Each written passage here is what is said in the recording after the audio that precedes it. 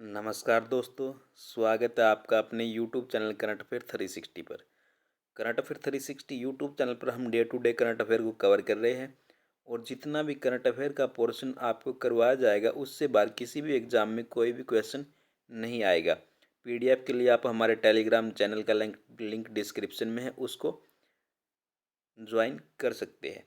तो आइए आज हम करते हैं 20 अक्टूबर के इम्पोर्टेंट करंट अफेयर को डिटेल के साथ कवर।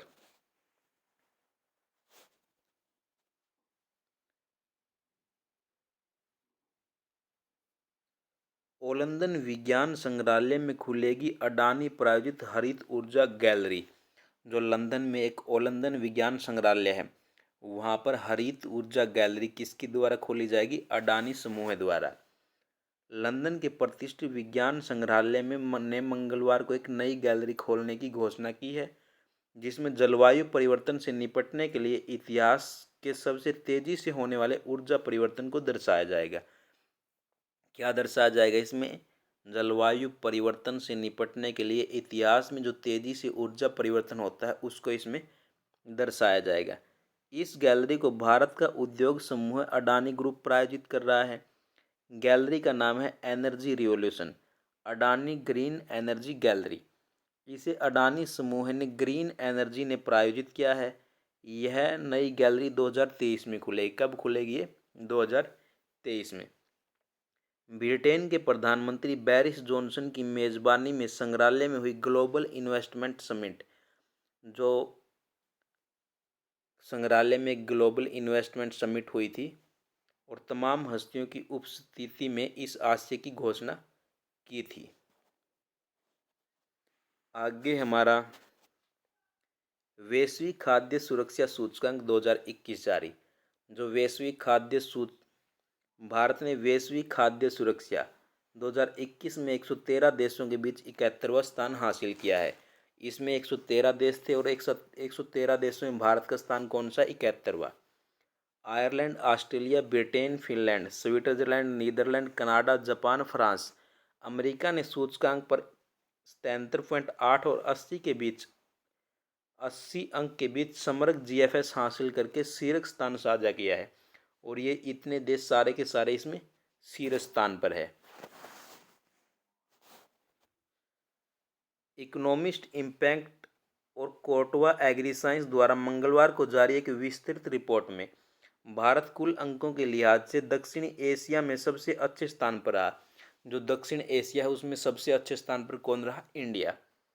लेकिन खाद्य पदार्थों की वहनीयता के मामले में अपने पड़ोसी देशों पाकिस्तान और श्रीलंका से भी पीछे है।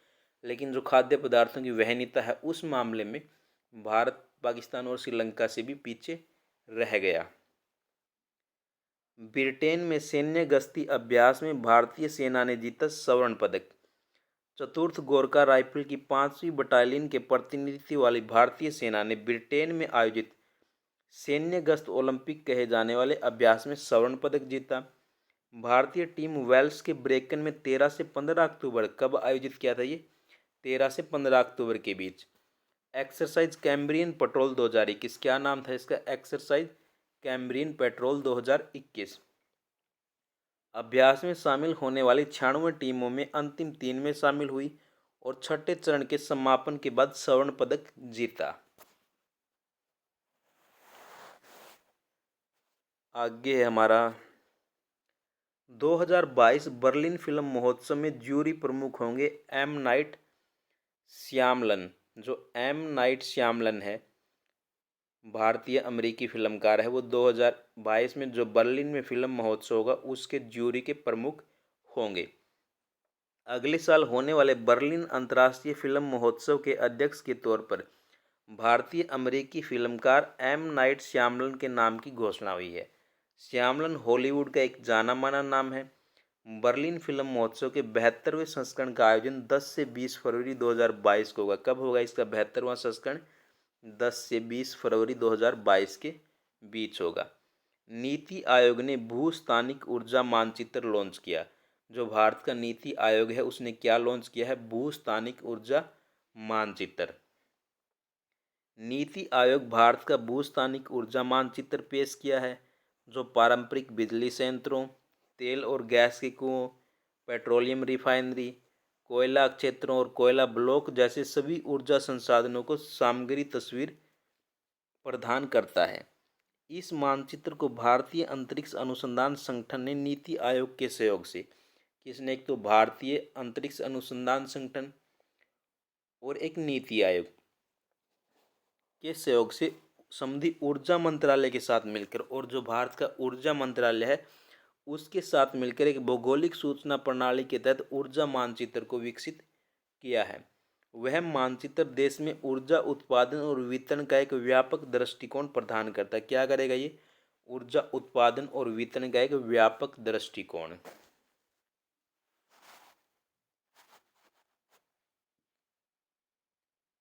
आगे हमारा विश्व ओस्टियोपोरोसिस दिवस।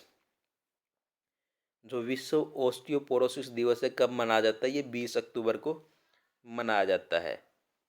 हर साल 20 अक्टूबर को विश्व स्तर पर वर्ल्ड ओस्टियोपोरोसिस डे मनाया जाता है। यह दिन ओस्टियोपोरोसिस और चयापचय हड्डी रोग की रोकथाम और निदान और उपचार के बारे में वैश्विक स्तर पर जागरूकता बढ़ाने के लिए मनाया जाता है।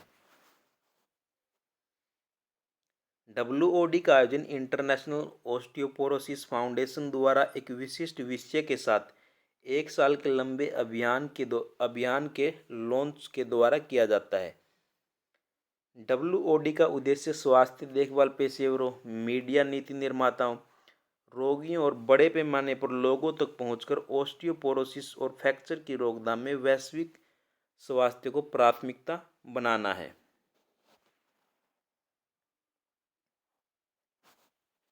आगे हमारा BS Yediyurappa super corona warrior पुरस्कार से सम्मानित। जो कर्नाटक के पूर्व CM है BS येदियुरप्पा, उसको सुपर कोरोना वॉरियर पुरस्कार से सम्मानित किया गया है।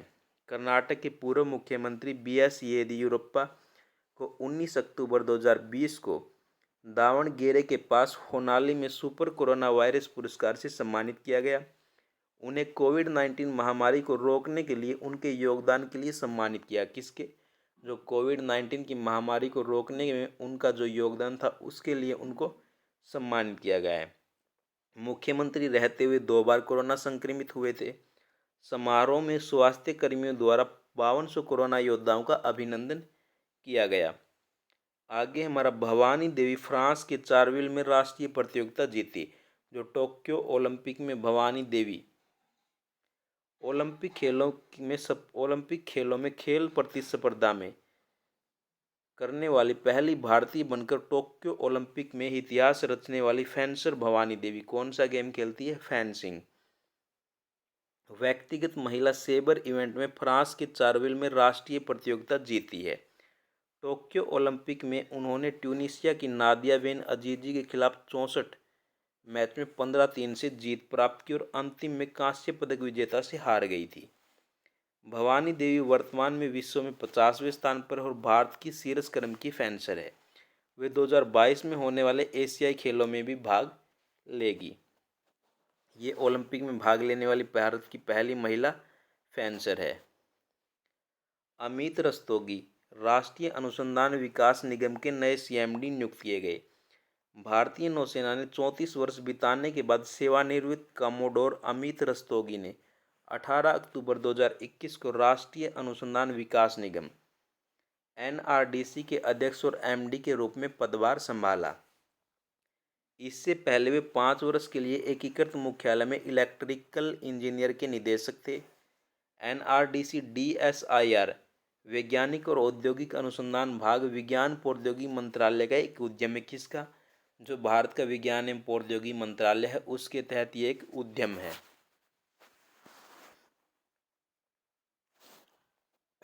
आगे हम देखते हैं लेफ्टिनेंट जनरल देवेंद्र शर्मा पश्चिमी कमान के चीफ ऑफ स्टाफ का पदभार संभाला।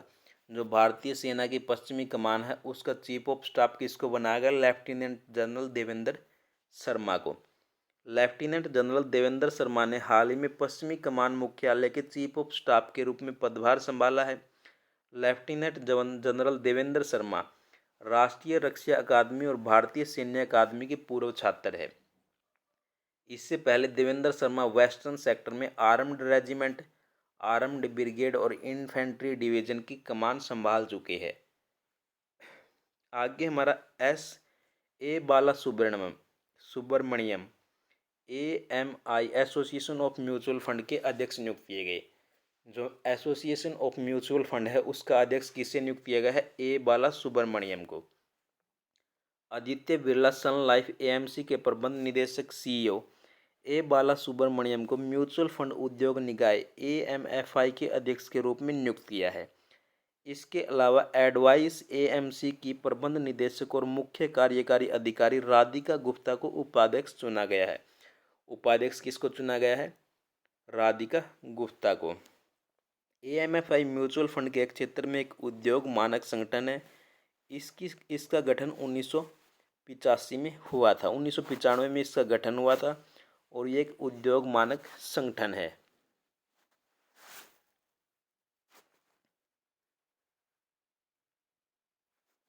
आगे देखते हम Rajeev Chandrasekhar Indus innovation development upskilling IoT kit launch की। किसने?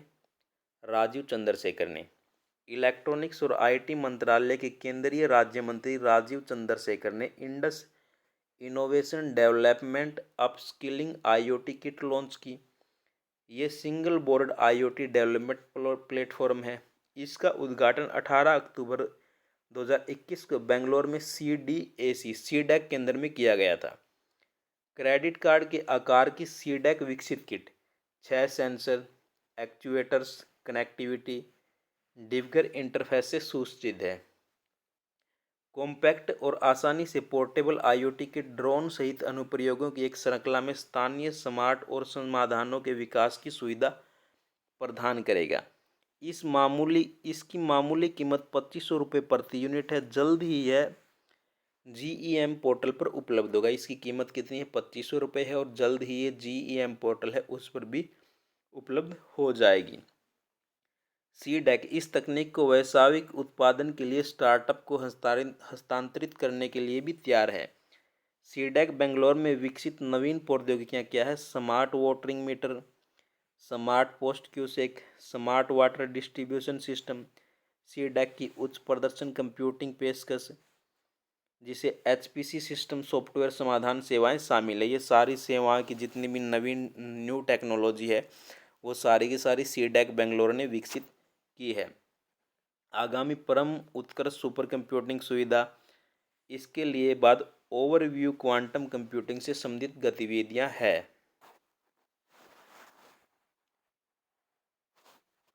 आगे हम देखते गोवा देश में अपराध का पता लगाने में सबसे ऊपर।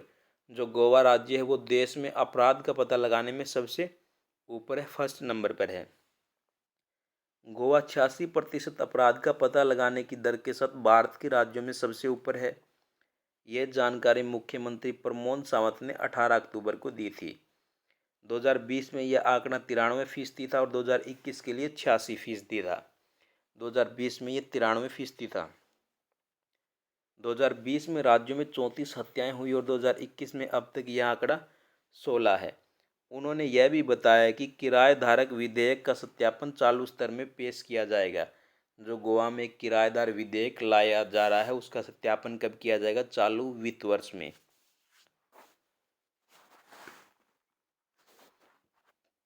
आगे हम देखते हैं राजस्थान सरकार किसानों को 18,500 करोड़ रुपए की फसली ऋण वितरित करेगी। जो किसान फसल के लिए ऋण लेती है तो राजस्थान सरकार 18,500 करोड़ रुपए के ऋण को वितरित करेगी। राजस्थान सरकार वित्तीय वर्ष 2021-22 में राज्य के किसानों को 18,500 करोड़ रुपए का फसल ऋण प्रदान करेगी। ऋण सहकारी बैंकों के सहयोग से वितरित किया जाएगा। वर्ष 2021-22 में फसल ऋण वितरण का लक्ष्य 16,000 करोड़ रुपए से बढ़ाकर 18,500 करोड़ रुपए कर दिया गया है। पहले इसका लक्ष्य कितना था? 16,000 करोड़ का, लेकिन अब 16,000 से बढ़ाकर 18,500 करोड़ रुपए कर दिया है। चालू वर्ष में 2.40 लाख नए किसानों ने पंजीकरण कर ऑनलाइन पोर्टल के लिए आवेदन किया है। कितने किसानों ने ऑनलाइन आवेदन किया है? 2,40,000।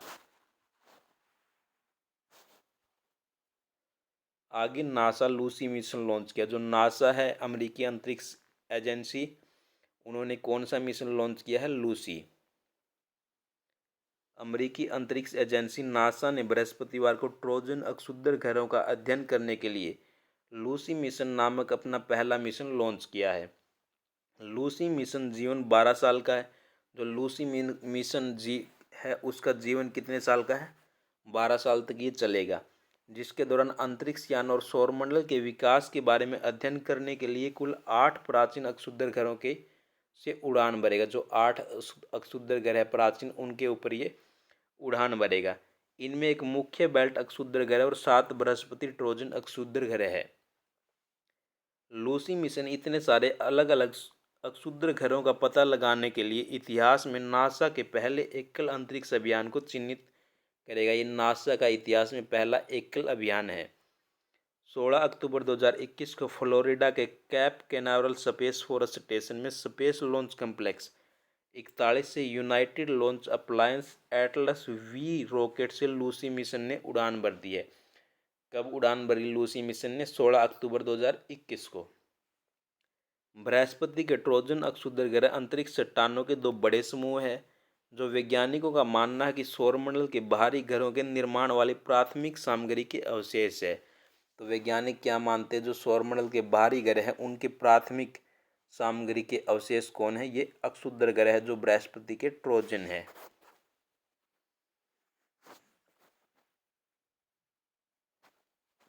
आगे हमारा कैमरून मोला को दिया गया 2021 का प्रेमियो प्लेंटा साहित्यिक पुरस्कार। जो 2021 का प्रेमियो प्लेंटा साहित्यिक पुरस्कार किसको दिया गया है? कैमरून मोला को। स्पेन के सबसे लोकप्रिय अपराध लेखकों में से एक कैमरून मोला ने उपन्यास दी बीस्ट के लिए 2021 का प्रेमियो प्लेंटा साहित्यिक पुरस्कार जीता। किसके लिए? इन्होंने एक उपन्यास लिखा था जिसका नाम है दी बीस्ट, उसके लिए इसको प्रेमियो प्लेंटा साहित्यिक पुरस्कार दिया गया है। हालांकि यह पता चला कि 3 आदमी छद्म नाम से लिख रहे थे। जोर्ज डियाज, अगस्टिन मार्टिनेज और एंटियो मेर्सो छद्म नाम से कैमरून मोला के तहत उपन्यास लिखते हैं। यह पुरस्कार 1952 में स्पेनिश प्रकाश ग्रुपो प्लेंटा द्वारा दिया जा रहा है। कब से दिया जा रहा है ये? 1952 से। किसके द्वारा? प्रकाश ग्रुप कौन है इसका? ग्रुप प्लेंटा द्वारा। आगे हमारा my finance wellness visa app launch किया। जो माई फाइनेंस वेलनेस है उन्होंने कौन सा ऐप लॉन्च किया है? वीसा। देश का पहला फिन एडुटेक ब्रांड माई फाइनेंस वेलनेस ने हाल ही में देश में कामकाजी पेशेवरों के लिए एक नया मोबाइल एप्लीकेशन वीसा लॉन्च किया है। ऐप को कार्य करने वाले पेशेवरों को निष्पक्ष और उत्पाद अज्ञेय व्यक्तित्व वित्त प्रबंधन सलाह करने के लिए डिजाइन किया गया है। किसके लिए? ऐप पर जो भी पेशेवर कार्य करेंगे उनके उत्पाद अज्ञेय जो व्यक्तिगत वित्त प्रबंधन सलाह होती है उसके लिए इसको डिजाइन किया गया है। इस ऐप के लॉन्च के साथ कंपनी के पास एमएसएमई और व्यक्तियों को कवर करने वाला एक उत्पाद का पोर्टफोलियो है।